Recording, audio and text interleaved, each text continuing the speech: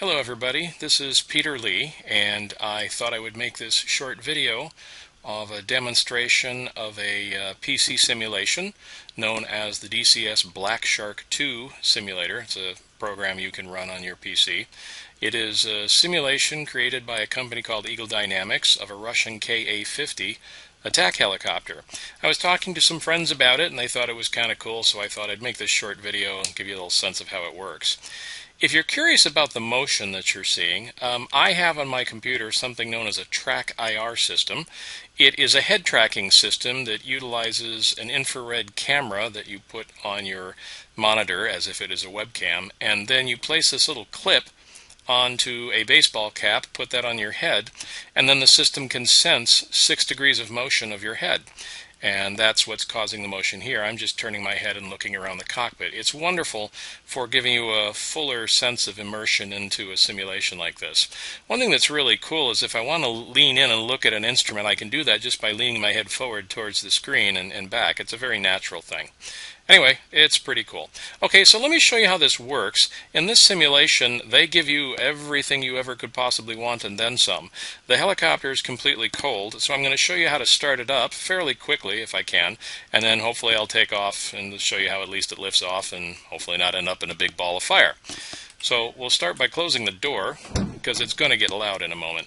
Alright, and you do have to learn how to start the helicopter. There's a cheat button that'll start everything up for you, but it's kind of interesting to see how all these systems work. Right now we have nothing, so we need a little bit of power to get things going. There are 2 batteries that will turn on because we need that juice to just get things started. I'm also going to turn on an intercom system here and the VHF radio so we can talk to the tower if need be. Now, to start this baby, we can't just turn on the engine. We need something to generate a little bit of power first. So they have an auxiliary power unit. So to start that up, we need to open the fuel valve, fuel shutoff to the APU, which I just did there. I'm going to come over here, release the rotor brake, and then hit the starter. Oh, before I hit the starter, I need to turn on the fuel pumps because the APU will be needing fuel. Right, now we'll hit the starter for the APU. Oops. And in a moment, the APU panel here will come to life. If I did things right, there it is. See the spinning up of the APU, which is great. Everything is running. Now we've got a little bit of power to work with. I'm going to turn on just a couple of the avionics here, which include panel lights, making it a little easier to see what I'm going to do next. Okay, so let's go to start the engines. There's 2 engines on the BlackShark, a left and a right, aptly named. So to start the left engine, we open up the fuel shutoff for it. We turn on something called this electronic engine governor. There is a second fuel shutoff over here that we're going to open. Set the starter to point to the left engine. Hit the start button.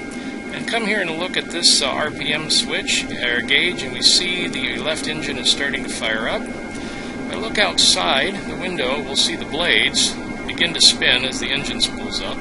And this is... Clear for startup. Wind 225 at 3 meters per second. And that's the tower telling me that I probably should have asked for permission to start the engine.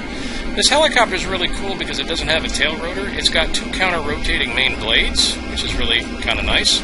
And seeing as we're spinning up the blades, I'm going to turn the blade tip lights on and the anti-collision beacon just for anybody walking by. They'll realize that we're starting things up and, please don't walk into the blades. Okay, left engine is up. We see the temperature has gone up on the left engine. That's great. Let's start the right engine. Open up the fuel. Now we'll turn on the EEG, electronic engine governor. Back to this side, open up the fuel shutoff for the right engine. Set the starter switch, point to the right engine. Hit the on start button. Back over here, check our RPM gauge. You see that's starting to spool up now, the right engine. All is good. While that's spooling up, I am going to turn on some power to the avionics. Okay, voice warning system. This is the defense system for chaff and flares. Nice to have when people are shooting at you. Those are the self-tests of some of the warning systems coming on. A couple of other systems. I'm not quite sure what these do, but I know they need to be turned on. Okay, RPMs are almost to where we need them here. once the engine reaches full speed on both engines, we no longer need the APU. We're done. It's done its job. So I'm going to shut him off. We're going to shut off the fuel flow to the APU. Now we're set. Now the next thing we want to do is get a little more power in the system. So we have two AC generators we're going to turn on. And once those are online, there, you're going to see, I'm going to goose the throttle here a bit. Sorry, I got to reach for the button here. Okay, so now we have a few more systems that are getting power that are now starting their self-tests.